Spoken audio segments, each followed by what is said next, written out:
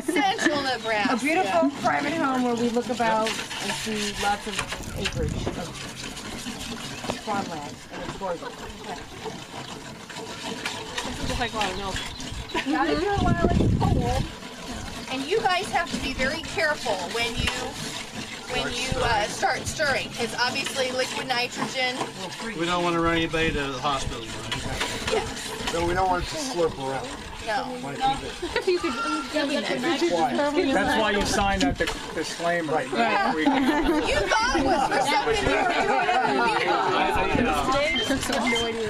I can bandy. Okay. Mom, I think how's it going? How's it getting stiffer. Go, Jay. Go, go, go. Jay, slow down, man. So liquid nitrogen can feed you?